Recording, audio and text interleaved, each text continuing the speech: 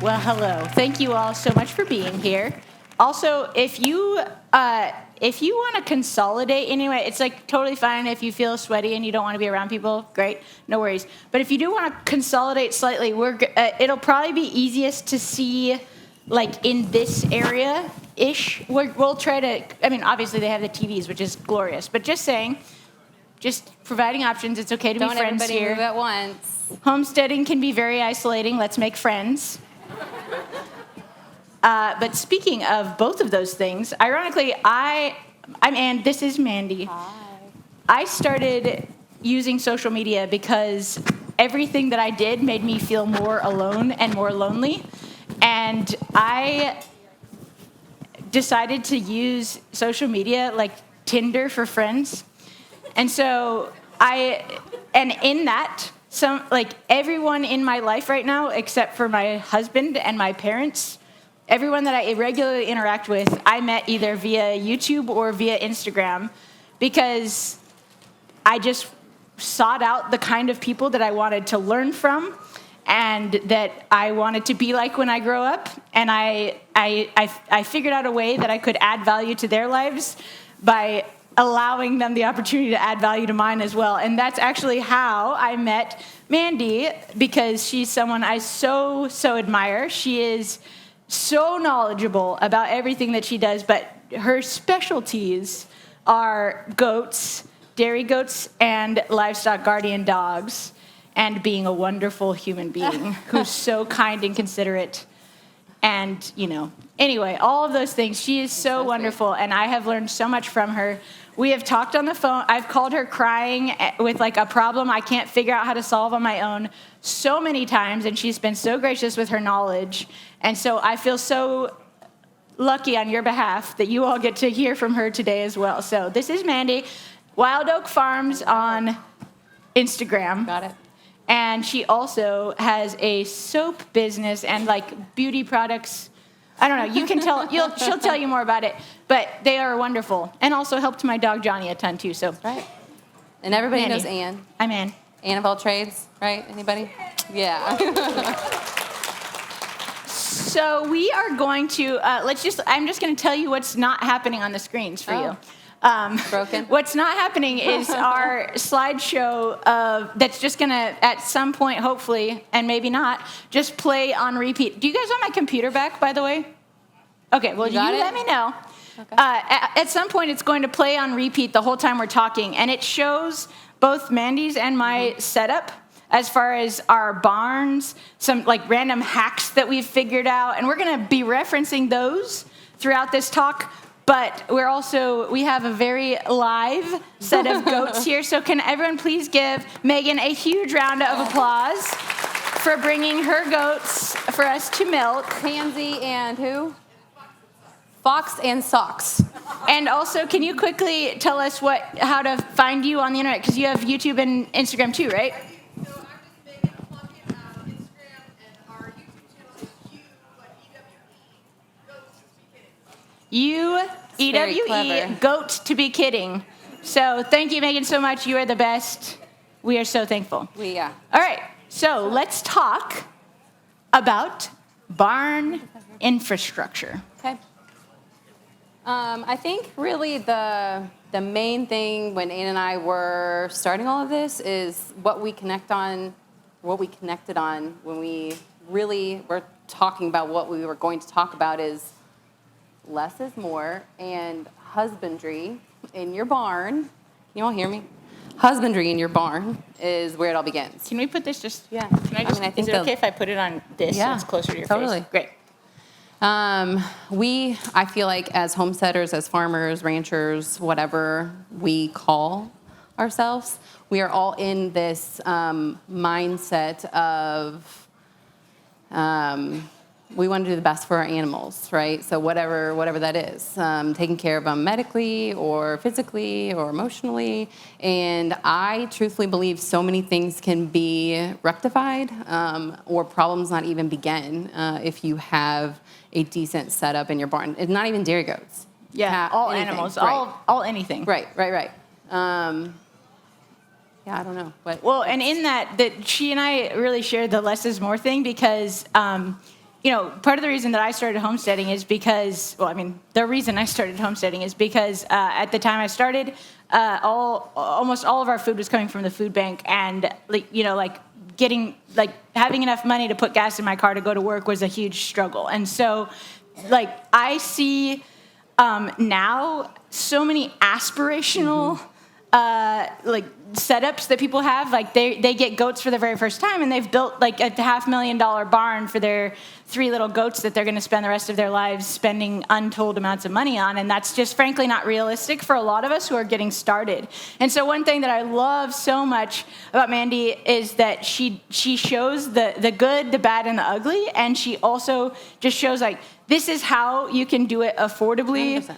And make it realistic. And so we wanted to, we're on some of these pictures here, you're gonna see their barn setup and different things that they have, as well as you'll see a whole bunch of pallet structures, everything that I have, basically, this is funny because I literally build fine furniture, but forget about the fine furniture when it comes to the animals, because it's almost, my goat milking stanchion is a pallet that is cut in half with a scrap piece of wood that is screwed to the top. This is nice. Yeah, this is the kind of stuff we're talking about. This is Megan's. They hauled this here with their goats. Yes, and also literally just provided everything. And then, I use pallets for my goat, my outside goat structures, and then I just screw on some scraps of plastic or staple on some old tarps or whatever needs to be done.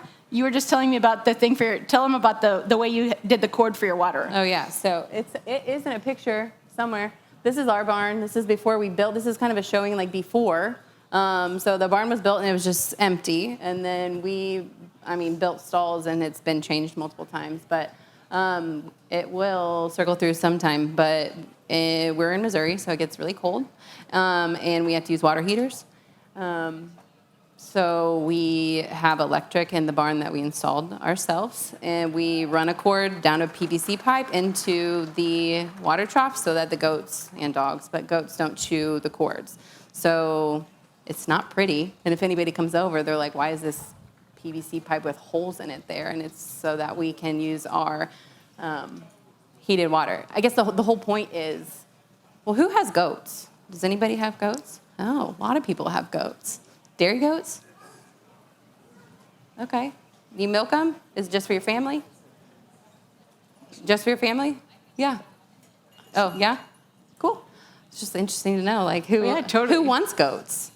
Otherwise, maybe people just literally love goats and want to see the goats. I know. Maybe just want to see a cute goat. I don't know. The whole point is it doesn't have to be pretty. It doesn't have to be anything like that. So that is why we are here to kind of share everything about what we do. We're going to run through and show a couple of things.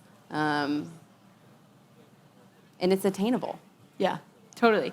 My favorite saying especially about goats, is from Joel Salatin. He says this about every animal. But when you're setting up your system when you're setting up any infrastructure for any animal, you don't want to think about how we think. If you think about, okay, well, I want to have some goats. I want to have some goat lawnmowers. Are goats good lawnmowers? They're not. They are not good lawnmowers. Goats, Joel says you want to think about the goatness of the goat, so that you set up a system that is set up well for how the animal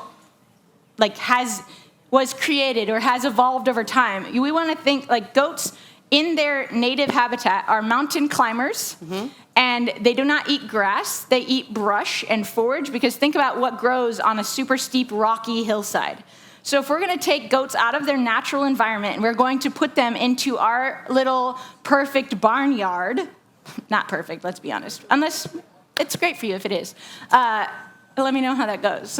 But if we're going to take them out of their habitat and put them into our habitat, how many people have heard that goats are massive escape artists? How many people have heard that goats are constantly inventing new ways to die? Yes, and that's literally, all of that actually comes from just not understanding, people for too long not understanding how goats actually work, and then trying to make them work in a system. So Joel says if you put a goat in a square pen or in your lawn, they're gonna spend 24 hours a day figuring out a way to make your life a living hell. And so what we want to do is we want to observe them, watch who they are and how they operate, and we want to design their environment accordingly. So if you've seen the people with the electric wire reels, Schools. Thank you so much. Yeah. Yeah, it's we're creating something for them to jump up on, just like the boulders that they would jump up on. We're like, tell us some more about that It's stuff. just about recreating their natural behaviors. I think that we as humans, what we have done, and it's a pro and a con, right? But it's not on purpose, and then nobody's faulted for it. I'm with everybody. We try to intervene so much in what these animals are actually like made to do, or, I mean, you got to think when we decide as homesteaders to bring an animal in or whatever it is, you have to kind of take it back 50, 100 years and remember what it used to be before we had all of these things accessible to us, and try to, not saying not to have those things accessible to you, but you have to kind of mimic what it used to be before we got in the way, before humans really got in the way. And we can, if we're specifically talking about goats, I mean, you can talk about it for so many, like, kidding season, things like that. I mean, like, it's like intervening, or it's everything. So what Ann was saying about goats escaping or goats eating everything, things like that. I mean, my goats are very picky eaters, so they don't eat everything. But Yeah, what's that about like? Oh, they just I'm don't. joking because my goat recently ate the wiring system out of my trailer, so that was really special. Food. They don't eat food. They eat. Okay, clear. But it's about remembering what it used to be before we had access to all of these things, and then trying to create that in the modern day. Yeah, and as any animal owners, our greatest tool that we have available to us is observation. Mm-hmm. So watching them, like Kate and I talk about this all the time. We can tell that one of our animals is off, like sick, has a parasite load or anything, like literally just because, like, we'll see their head move a little bit differently. Mm-hmm. And so that's the level of familiarity I want you all, if you are going to be stewards of animal, to get. Like, you should set time aside literally to sit and watch. To just be. And because that's also like, what are we doing if we're not also giving ourselves time to actually enjoy the things that we are working so dang hard to bring about? Preach. Yeah. It's like when you start a garden. You're not just going to go plop a raised bed or whatever it is, just like willy-nilly wherever. You probably need to watch, like, does this area flood? What kind of sun exposure does it get? It's the same thing with your animals. If you spend time observing them, then everything that, we're going to show you how to milk and do all of these things, right? That's not necessarily a good example, but like giving a vaccine or something like that. All of these things, if you can observe your animal, know them in and out, and that just is like 5-10 minutes a day. Yeah. We get so in the routine of doing your chores, AM, PM, go out and milk, and then get it inside and all of these things, and then, oh no, I have a problem, and then you're like, when did that problem arise, and could I have fixed it, and all of these things prior to the problem even happening. So I think what Ann is saying is just something to kind of take home, just being a good steward to your homestead, to your animals, and I mean, Yeah. super important. And that's something that we've always really aligned on.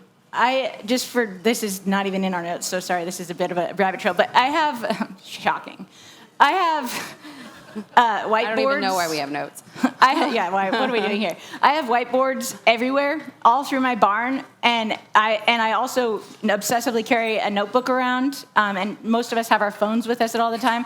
But like what she just said about, like, could we have maybe seen this problem before it arose, or like earlier in the process before it became a big problem? I track everything all the time. So every time I notice anything about any animal, I'm never more than 3 feet away from something that I can use to write that down, because our memories are not good tools to remember things. Mm-hmm. Our brains are not good at reminding us of the important things at the right times. Yeah. So having anything that you can have to take notes and observe, that'll help you with so many of the other things we're going to talk about when it comes to heats. Like when it's time to breed our goats, I have the tail flagging of every single animal I've ever had over the last 10 years written down in a spreadsheet. Like anything that I see anytime. When did I trim this person? When did I trim this goat's hooves? When did I give this this mineral? When did I do this? That and again, all of that stuff, it helps us. Or like I'm in the barn and I realized I had to take 3 trips back to the feed bin. That's something that I just noticed, so that then I'll be like, oh, is there a way I could put my feed bin closer so that I can remove as many of the obstacles or as many of the pain points or as many of the frustrations that we have ultimately that will crop up as animal owners?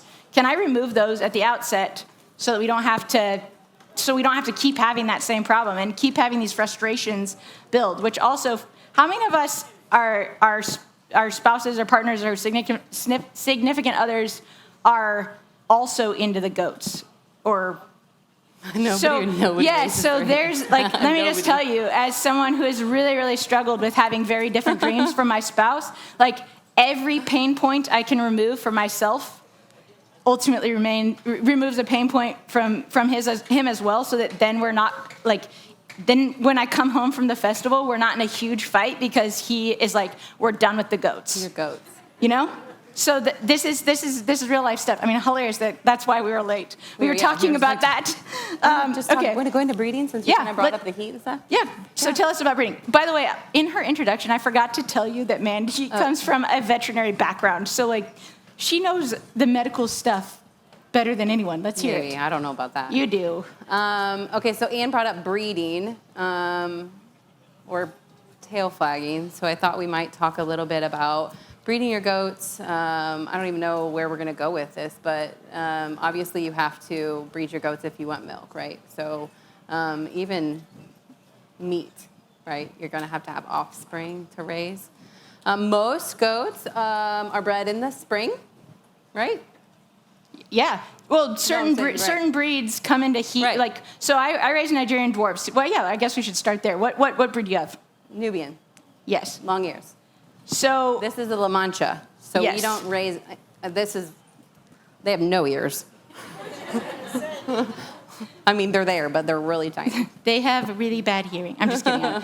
But yeah, so Nigerian dwarves heat all year long. Right. So my Nigerian dwarves can get pregnant from that little jerk Jeffrey that lingers around my farm at any given point, Right. which is something that, to consider. Yeah, Nubians are not like Nigerian dwarfs. You can trick them a lot like horses. You can trick them into heat, but typically they're going to be coming into heat depending on where you live and like the circadian rhythm, like your sun exposure, essentially. October, November to January, February. So it's a pretty short window. So it's also something to consider. We've never done a fall breeding for our Nubians. It's also just like, what weather are you going to want to be kidding in, right? Like, if we breed in October, then 5 months down the road, we're going to be kidding, and it's going to be, it's going to be 4 degrees, right? And you're going to be out there, and it's a whole nother thing. So. Actually, I'm just going to interject that we breed in October because of that. We don't want to have the kids in this heat and this humidity. So it's different. Yeah, so we breed in October on purpose. Right, Yeah. and I want more of like an April, May baby. What's the breeding situation? How would people go about like breeding? Okay, so yeah, goats will come into heat about every 18 to 21 days or so. Obviously, if you have goats or you've bred them, you know like their behaviors. But tail flagging, depending on the breed, they're a little bit more vocal. There will be discharge sometimes from their vulva. We're all here, and I can say that, I think. Some just might have a different demeanor than others. If they're really friendly, they might be standoffish. If they're standoffish, they might be really friendly. This goes back to knowing your animals in and out. And then they will start cycling. And what we do, and this is different for everybody depending on your setup, we keep a buck. We actually have a new one, so we have 2 to cycle through, just for some new, different genetics. And we just bring them over to the other pasture. And how we will do it is kind of like a work smarter, not harder situation. It doesn't work this way for everybody, depending on, your setup or really your goals. But we will leave him in there for about a month. Most goats will, in the month, 18 to 21 days, you're like, why a month? So sometimes they will short cycle, like 6 or so days after you think that they're bred, and then they will cycle again and actually be bred then.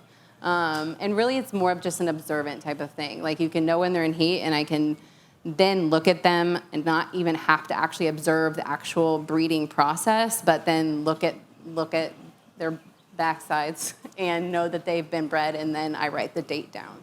And that's really as simple as it is. I don't know how you do it. I've been a part of some driveway breedings before, like where you bring a buck and like he's like literally like in somebody's driveway, and you're like, are the neighbors watching? I don't know. I hope the neighbors are watching. I would like them to ask me questions. Hopefully somebody has a camera, or I don't know, but how do you do it? So, well, I was going to ask, if you have, whoever has had goat cheese. Yeah. Imagine goat cheese that you've left out in the sun to putrefy, and then you maybe put some spoiled milk on it, and then you asked your neighbor's kid to pee on it for a few weeks, and then you brought it back home and then let it putrefy some more. That's what a male goat in rut, or basically a male goat that wants to breed, it's bad, smells like. You can smell it from 6 acres away. It's awful. It's horrible. There is actually a myth I would like to really quickly dispel, because I, in fact, propagated it myself 10 years ago before I knew this. But a lot of people say that having a male goat on your property is going to affect the taste of your milk. There is some like science-adjacent stuff that talks about pheromones that the goats are releasing, but it's not. Would you agree? True. I agree. It's not true. We both have delicious milk. Yeah. And also goat milk should not taste like a goat smells.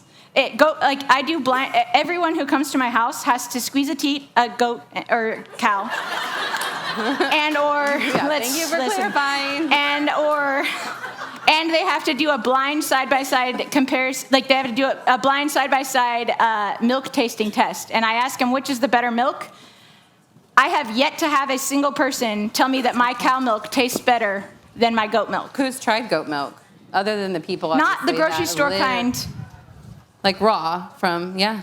You like it? Yeah, I was going to say that. It's delicious. Yeah. Yeah. And it should last. And we're going to talk about that in a second. But the reason I'm asking leading questions. So if you don't want to have a male goat on your property, because here's the other thing. If you're going to have one male goat, you can't keep any goat. You can't keep any one goat because they're social creatures. You can't keep them in a pen by themselves. So I had to get another male goat to keep Jeffrey company, which is not pleasing. And also, the only reason we ended up with Jeffrey in the first place, because I used to do a breeding exchange with my neighbors who also had goats, which was great, because I knew for a fact that they were keeping a clean herd. And this is a very big thing, especially with goats, because they're small, they're cuddly, they're cute. Lots of people have them. Disease testing, having literally just had to cull half of my dairy herd and replace them, and goats and cows share a lot of disease. This was like a heart-wrenching lesson to have to learn the hard way. The funny thing is, we were already doing disease testing, and literally it was because we trusted our friend and who said that they had tested and they didn't. So that disease came into our herd. So disease testing is not a government conspiracy.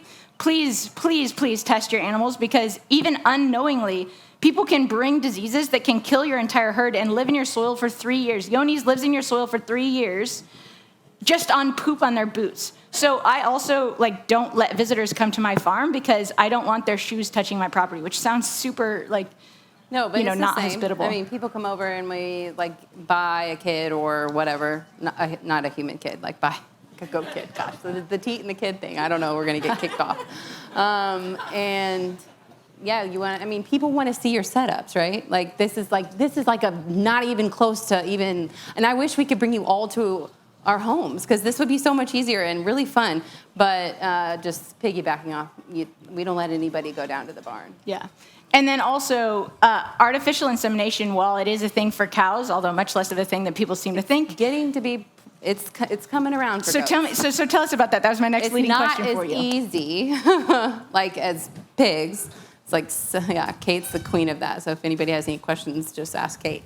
It's not very common. There's not really a huge database for goats or anything like that, but it's actually on the forefront. And so what if someone, just tell us what it would be like if someone wanted to order semen. It has, tell us what you need. You have to have I don't know.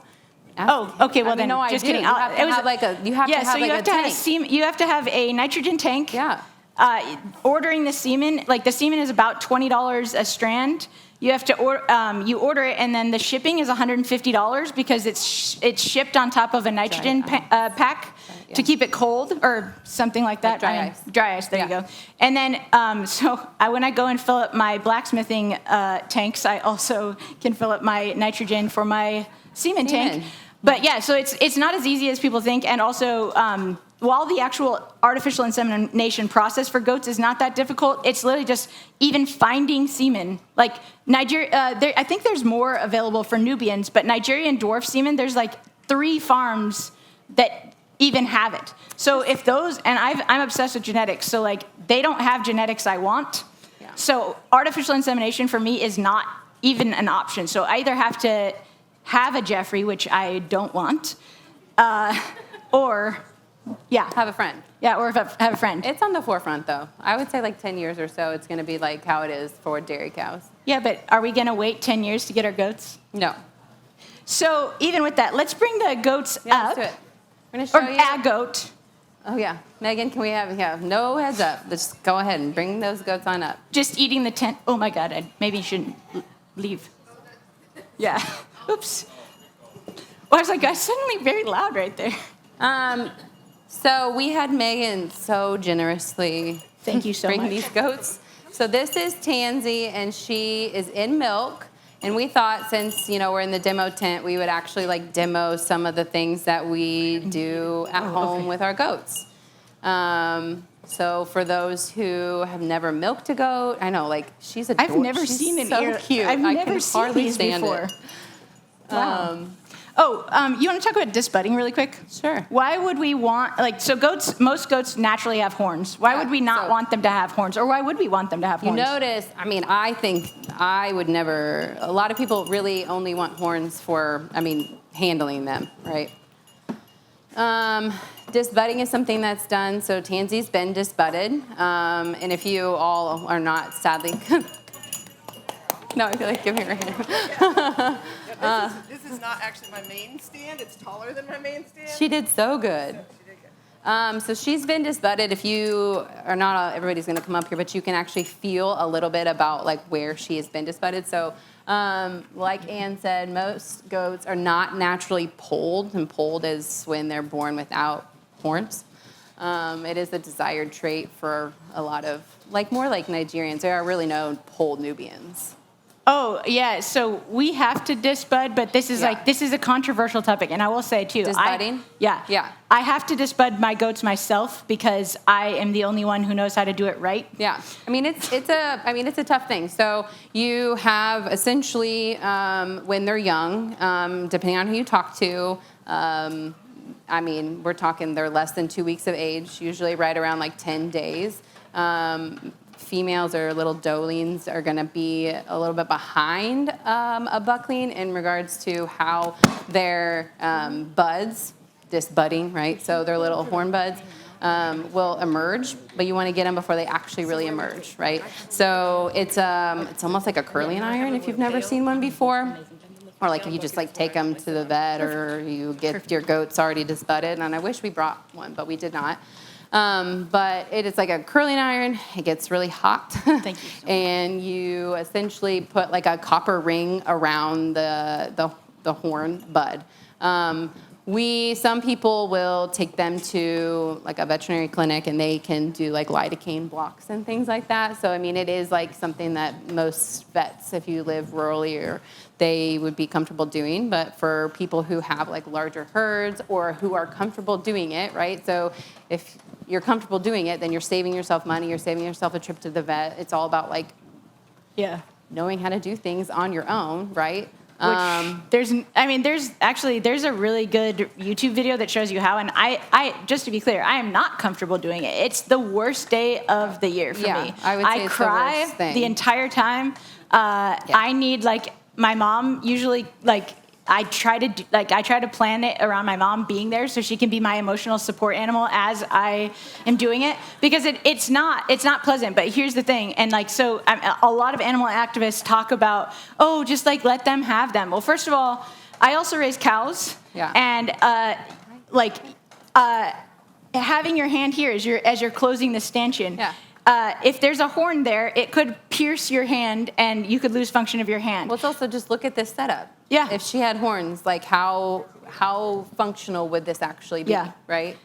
Also, I have had the very unpleasant experience of having to remove a dead goat out of my friend's fence that had gotten stuck, because goats are browsers. They're constantly going to test every boundary. So his goat had stuck his head through the fence to reach some stuff on the other side, and then one of the other goats had come behind him and rammed his legs out from underneath him, and it was horrific. And so, like, any thought that disbudding is unkind or unfair, like, I've disbudded probably 100 baby goats at this point, and every single time, within 5 minutes, they're screaming and it's awful and it's sad, but then within 5 minutes they're up and playing and running around and nursing and they're totally fine. And then because it happens so early, they forget about it. They don't ever have that experience again. And so, to me, at least, it's very much. Well, and I think do. that I agree with you. It's terrible. But it all goes back to what we were kind of saying in the beginning about being good stewards to your animals, and how I get through things like that, or anything medical or whatever that happens on our homestead, is I just know that it's kind of like if you have kids. I mean, I have a 14-month-old first kid, but it's like sometimes they're having like a major meltdown, like when you're doing something like changing their diaper, and you're like, I'm helping you. Like, I'm not going to stop doing those things, right? So when specifically talking about disbudding, it's horrific. And also, I know deep down that I'm doing what I truthfully believe is best and safest, not necessarily even like best, it's safest for the longevity of the goat's life on our farm. So. Can you start, you want to give us a quick milking demo before she's eating all of her food? Yeah, I know. Do we have more?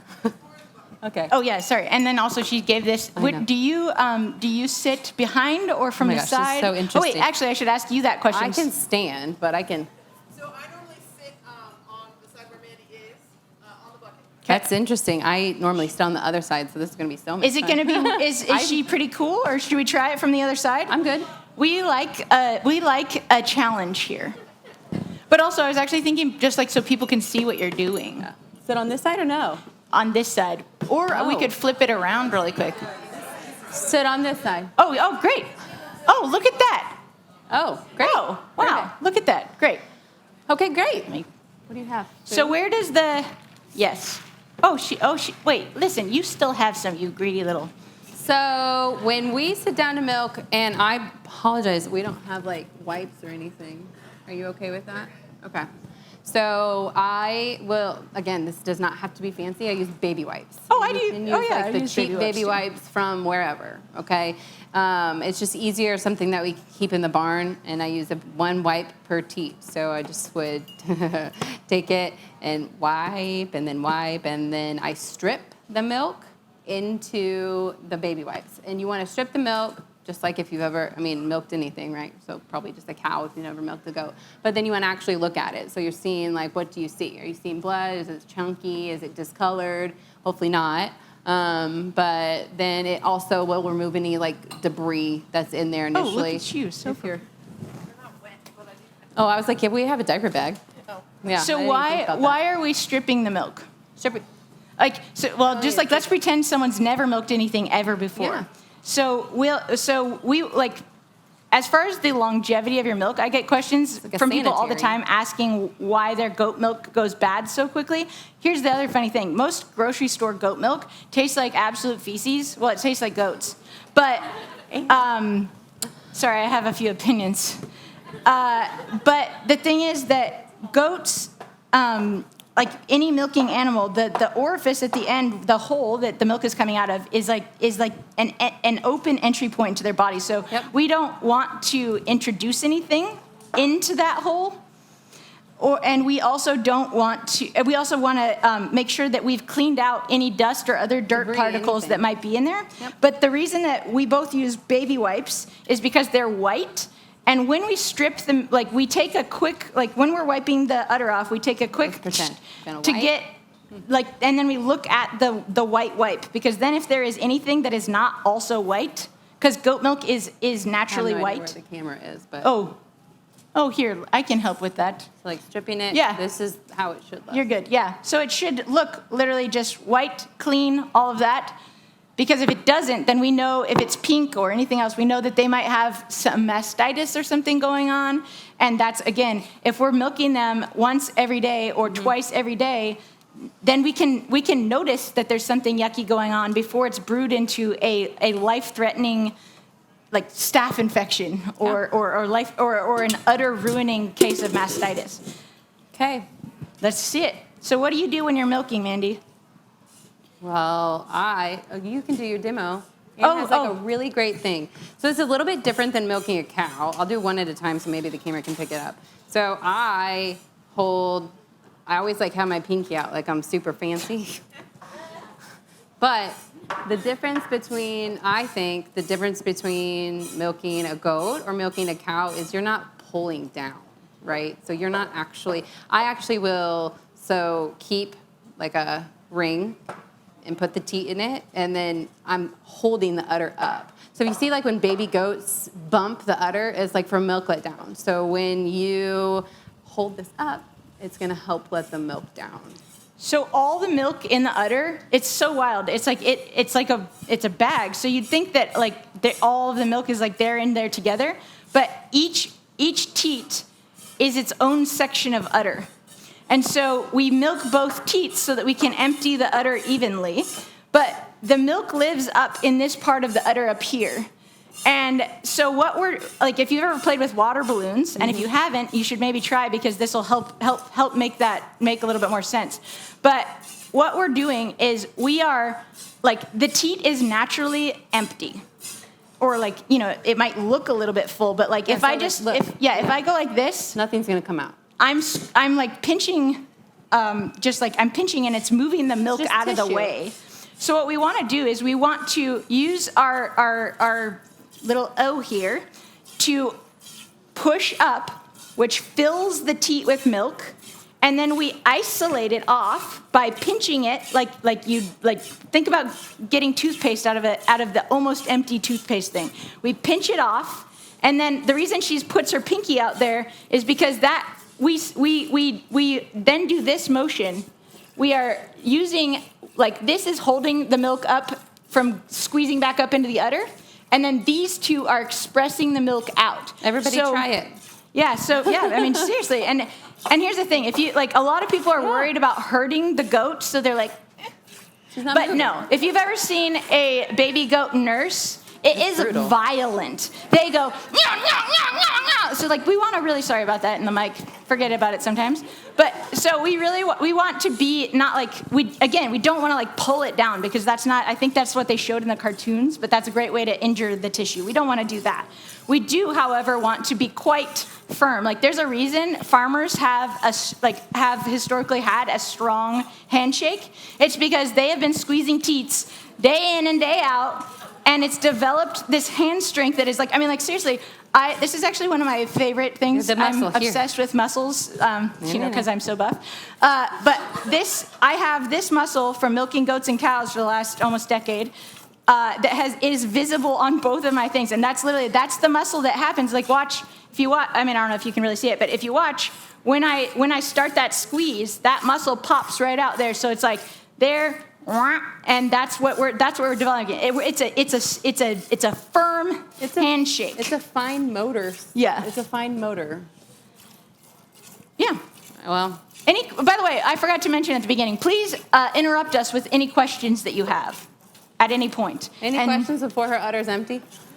Otherwise, I'll keep ansplaining random facts about things. Yeah. Oh, yeah. I have many nutrients is for pressure. And one of her teeth is nice and goes down, and the other one, I just get a little nervous because I think her oneness is a little bit Yeah. Funky. Is that ever going to be correct, or she's just permanently like? Probably.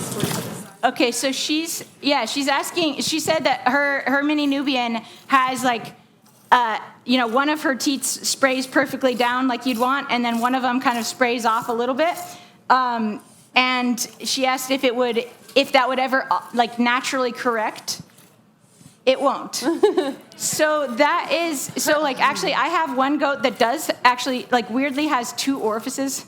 And so it's like bink when you're squeezing the milk out. So I wouldn't probably breed that one because like all of these are heritable traits. So I told you at the beginning, I'm obsessed with genetics.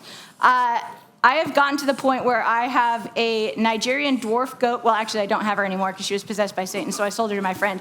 But I had a goat that produced a gallon every a Nigerian dwarf goat. So that's like a 70-pound goat that eats very little food that produced a gallon of 14% butterfat milk per day.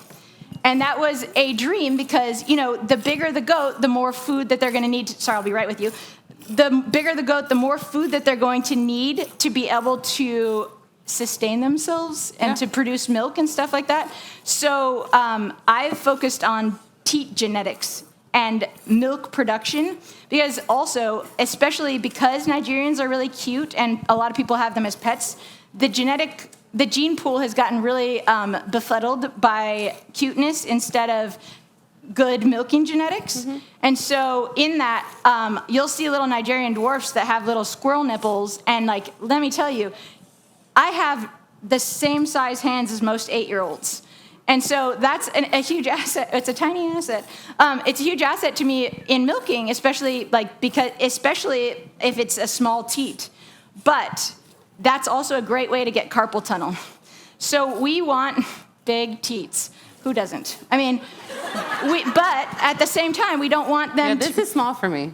Yeah, at the same time, we don't want them to be so big and so, we don't want them swinging around and touching the floor and, sweeping up mastitis off your floor either. So with any udder issue, I hate to be the bearer of bad news, but, seriously, you can probably just reposition your receptacle just slightly to accommodate it, and she'll be fine to milk her for all of her life.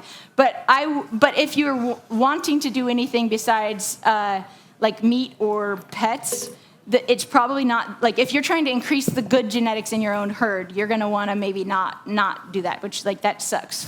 And there's no way that the breeding buck could correct that genetically. Oh, that's a great question. It's a good question.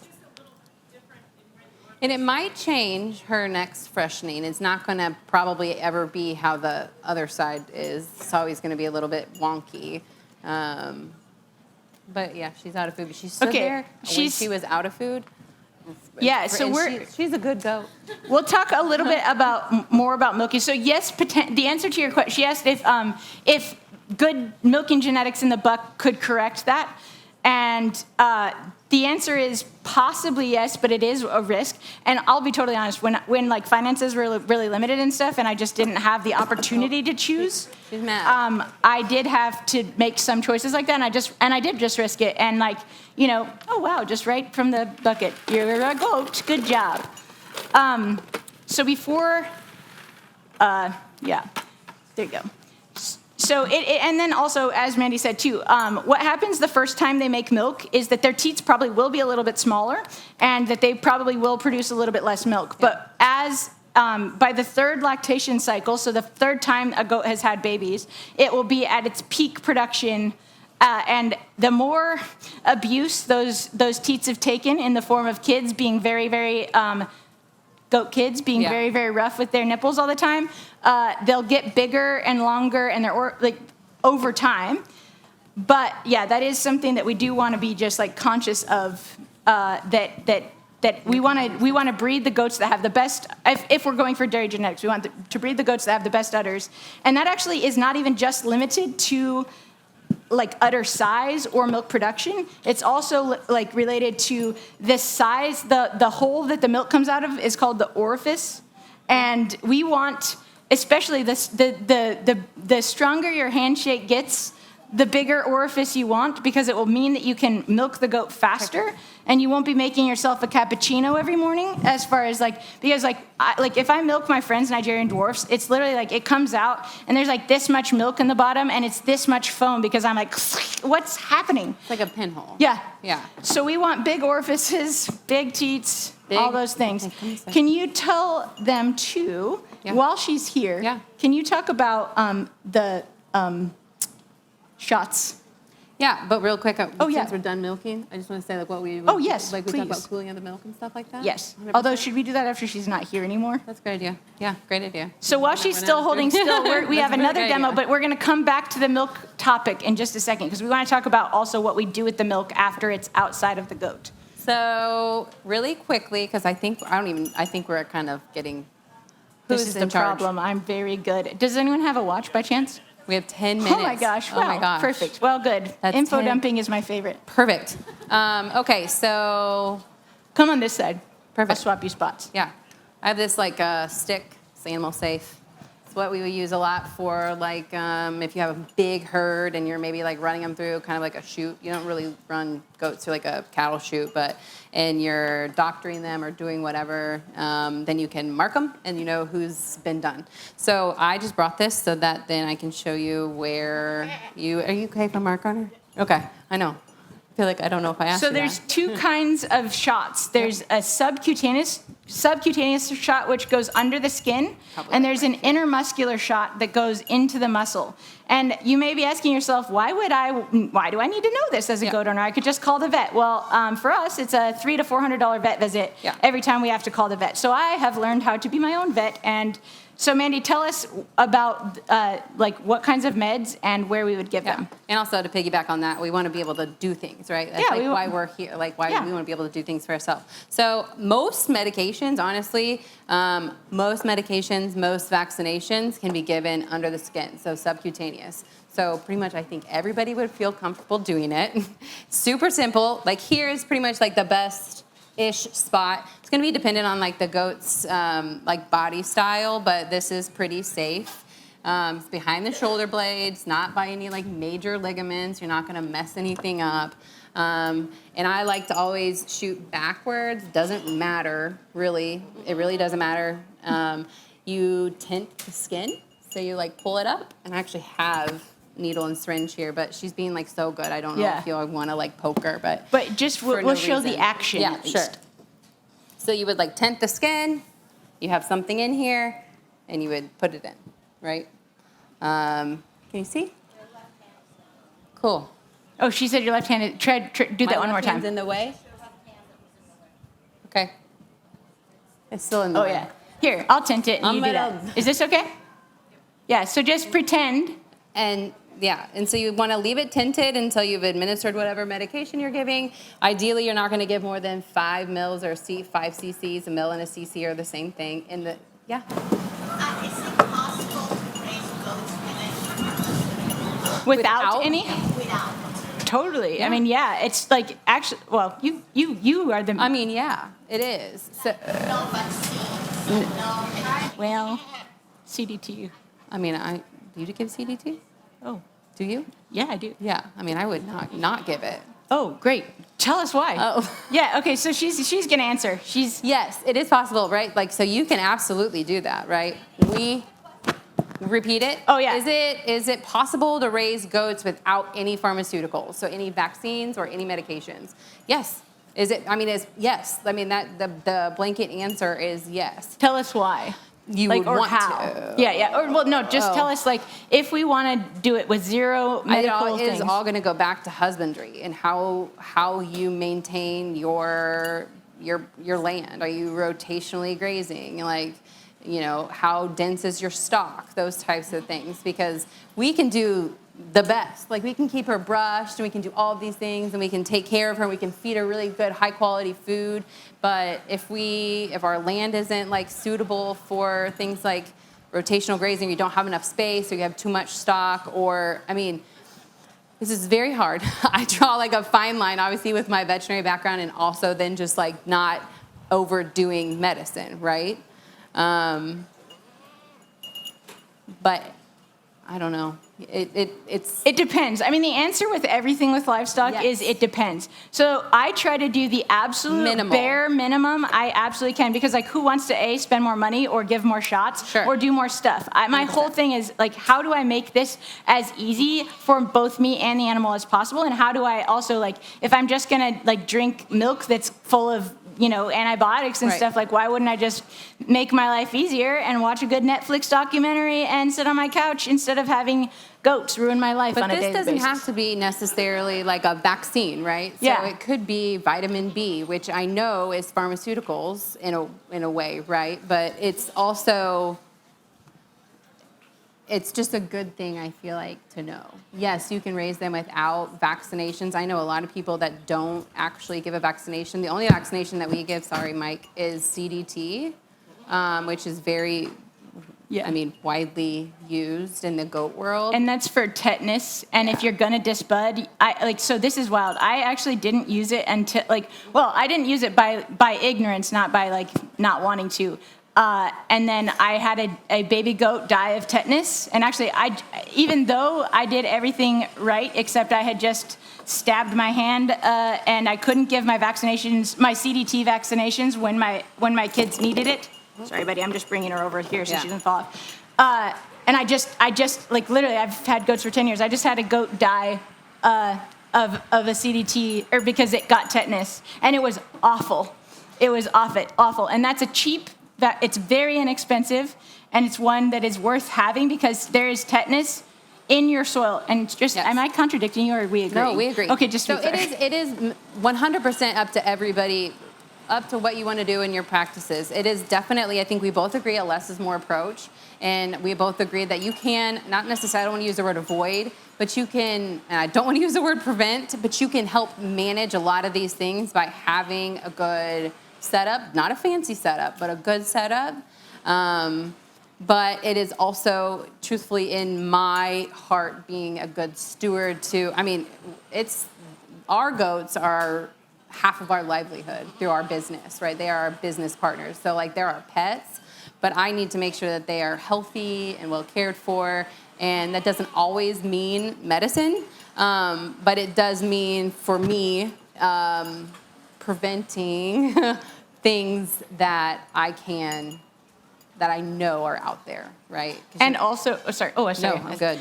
The last thing too is just literally, you also kind of just want to know, because I am like, I literally try to do literally nothing except the CDT vaccine unless it's an emergency. But there's been several times where it's like, literally, again, being stewards, watching an animal like writhe in pain because and not having the knowledge to be able to administer even like the human version of aspirin or something like that is not okay to me as a steward. So it's important to know, literally. And then the other thing she was mentioning is vitamin B is huge for goats, because especially if you end up having a huge parasite load, which at some point you probably will, even if you're really good at everything. We do rotational grazing. We keep our barn very clean. Like, I actually don't even use anti-parasitical medicine. Oh no, we have you know, like there's no way to tell everything about a goat in this amount of time. But like, we can tell all that stuff literally just by watching. You can tell if you're really well acquainted with your goat, you're gonna notice that they're off. Like, if you're milking your goat every day and it has a high parasite load, it's going to stop producing as much milk. And so then that's like the first thing. I'm like, what's the mastitis situation? What's the feed situation? What's the stress situation? Yeah. What's the parasite load situation? And Mandy, this is the last really important thing. And then we'll just, after you're done milking, you want to spray it with, you want to clean the teats just so nothing that you did while you were milking gets back in there. But Mandy, can you just quickly go over, there's a thing called a FAMANCHA. But anybody familiar with the FAMANCHA scoring? So sheep, very, very big in sheep farming, crossover to dairy goat or goat farming in general. It originated in South Africa. I won't know. You want to get her down? Can you lift that? No. Can you lift that? That side really quick, and we'll twist it so that they can see the camera. 100%. So this is how this is so dicey. This is how we're going to tell whether our goat has a high parasite load. So it's like, this is our. No, you're good. You're good. Yeah. Okay. So good. This is how we're going to tell that the goat has a high parasite load.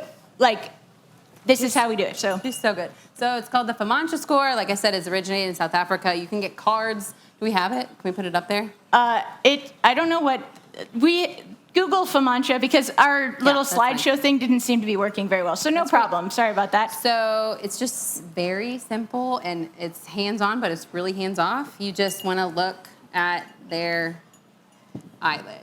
So you pull, can you see? Oh, wait, Let's other go on eye. this side. So you pull this down. It's a 1 to 5. She's great, Megan. Yeah. It's a 1 to 5 scale, and I would say that she's a 1. So it's based off of, so it's looking at the anemia level, essentially, of the goat.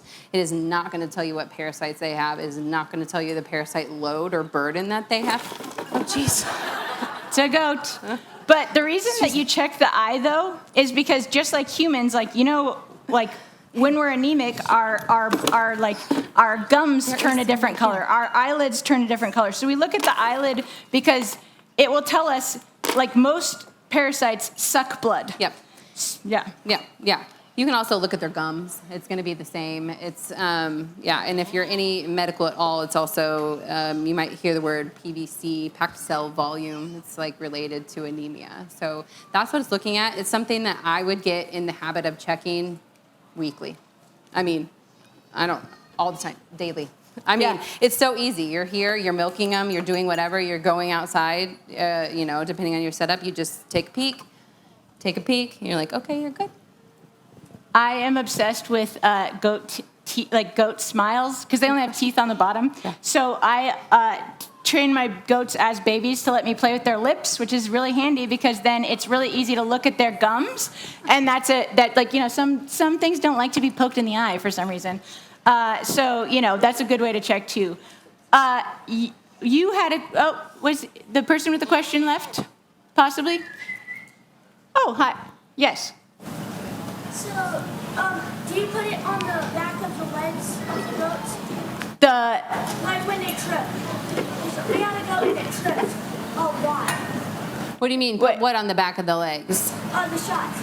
Oh, yeah. Do you put the shots in? So he's asking, so we showed you how to do we showed you how to do a subcutaneous shot.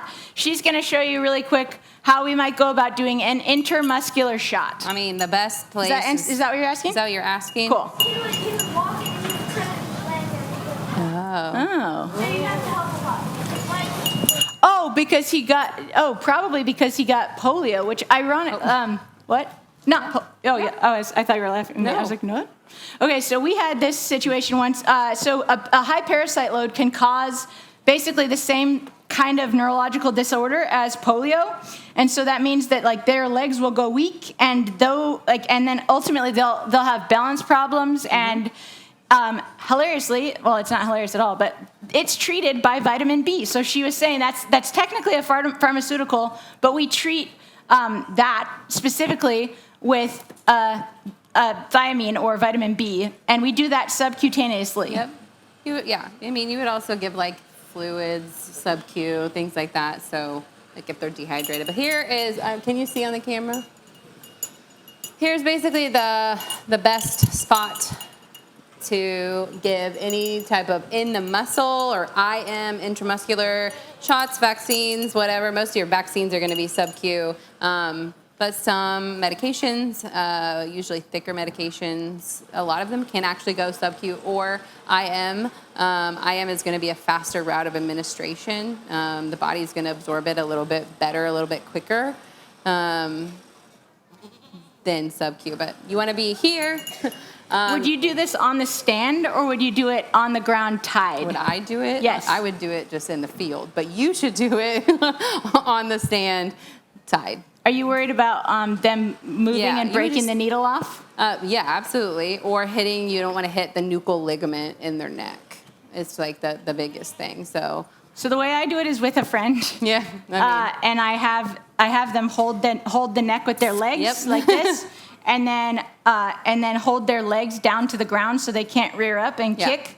And then I do that because I'm a little worried about them moving weird and then them either like breaking the needle off in their neck or me accidentally poking myself because they're being naughty.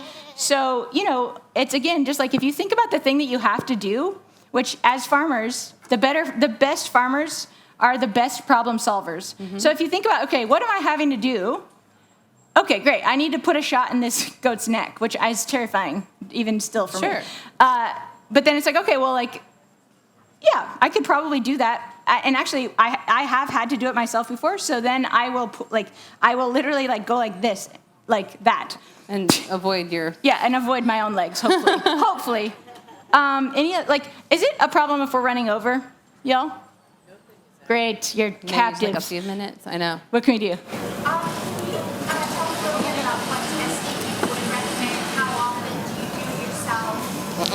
Oh, and how to do, yeah.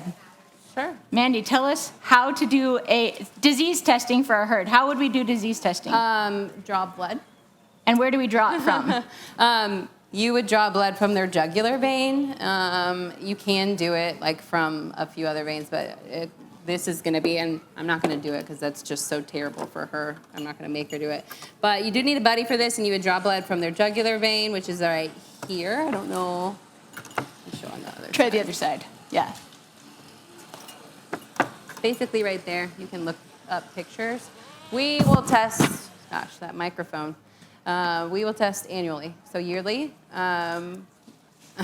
Might be a little bit overkill, but we breed, we sell to kids, we obviously have a business, those types of things. We always want to make sure we will test before we bring animals in, but you just really never know. Like Ann was saying, things are in our soil. It's just, honestly, like monetarily relatively cheap to do. We test for yonis, we test for, really that's kind of like the big one, polio. There are a lot of different companies that will do just kind of like a package. We send, if you really want to know, I can give you the name of who we send it to, but your veterinarian can also probably do it for you. In Tennessee, we actually, in Nashville, we get free blood testing from the state as long as we drop it off or overnight it to the office. And so what we do is we take these needles and we draw the blood here, and then there's it's a red topped vial. And it has a vacuum seal. You can get on them on Amazon, if not to like self-promote, but I could really use the 3 cents. If you go to my Ann of All Trades Amazon store, I have these linked in that. But like, it's literally not for the affiliate money. It's literally so you get the right one. Because for me, I am constantly texting Kate and being like, "Can you please just send me a link because I'm really worried I'm going to get the wrong thing." And so, so you get the red topped vials, and then you can drop it off at the the state thing, which is in downtown Nashville, and I will remember the name of it after this is over conveniently for you. Sorry. Oh, Cord. Yeah, KORD. And so we do that, and we test every 3 months, which is excessive, but after having the trauma of our recent situation, we are very anal about it. Yeah. We do. Yes. And that's very important. So therein lies the thing with the driveway breedings. If you're gonna bring if you're gonna bring a buck in to breed, and here's the thing: if you have like 3 or 4 goats, okay, that's maybe replaceable. But literally, imagine one careless day, literally wipes out your herd. Meaning you have to go and put your entire herd down. Not great. So worth it, definitely. Yeah, and also, we'll get you in just 1 second here. What testing would you insist on when you're looking? I don't have goats yet, and I've been terrified. I've been looking for a year because I'm terrified to buy. Goats have never been on my property, and I don't want to bring something on my property. We'll let you out, that buddy. means that I'm going to have to put goats down. Or bring something And I don't home. know, what would you insist on from the person you're buying from? What testing, what proof, I love that you said proof. I'm just going to quickly interject because you can just answer the whole we thing. literally have had people try to give us falsified results, and we actually only found out because 2 different people sent us the same results. So that's for what and also I actually go to the farm and do the test myself because I'm that anal, and also because most people will not, for whatever reason here in Tennessee, my experience has been that some people are literally adamant, no. And to be totally honest, if someone is like adamantly no, it's fine if they don't know how to do it and they're fine with me coming over to do it, like great. I'm happy to help them like make sure that they know that their herd's healthy. But if they're saying adamantly no, like that to me is a big red flag. So I would test for Yoni's CAE and CL. That's the abbreviation. Please don't ask me to spell C the whole as thing. in cat, L as in listeria, and CAE as in cat, egg, ant. Other way. What? Cat, ant, egg. I'm dyslexic. Thank you. Okay. Yep, got it. Most of the time, it's going to just be called a biosecurity panel. Yeah. Yes. Oh, yes. You? Great. Go. One on the topic of the disease testing, do you only test the kids that you're buying, or do you ask them to test the parents? And then my second question was, Both. ones I want to buy are La Manchas, and they do have horns. So how would you modify your milking stand if they have horns? Okay, her two questions are, do you test the babies and, like, just the babies you're buying? Or do you also test the mom and the babies? And then... Yeah, but I would say both. Both, because a lot of things won't show up. Like Yoni's, for example, and like at least with cows, BLV and other things can remain dormant and then show up later. So you want to test the older. Meaning it's going to be more important to have disease results or panels from the does versus the kids. Yeah. Because the kids probably are not going to be carriers of anything yet, and so if they're only testing the kids, you're probably not going to have accurate answers. That's very important. Can you actually just say that louder for the kids in the back? Kids in the back. What did I say? Oh, no, I'm just what you just said, because what you just said is really good. In regards to disease testing, you want to, the results of the doe. Their and mom. The buck, yeah, the doe, the mom, are going to be more important than the results of a kid. So if you're buying a kid from somebody, and when we're talking about disease testing and somebody giving you results, you would be more interested in the doe. The kids are likely not going to be carriers for anything yet, or they're not going to show up on a biosecurity panel. Because most of the time you're getting kids at weaning age, right? So 10, 12, 14, depending on who, like the individual practices. And most of these things, if not, it would venture to be pretty comfy saying nothing is going to probably show up if they have it. And then her second question was, what if the goat that I want to buy already has horns? Yeah. How to modify this? I mean, you're the, So builder. La Manchas are like a little bit taller. Yeah. So some people will literally just tie that, like some people will tie their neck. In fact, hilariously, before I got a goat, and please don't do this, my friends, please.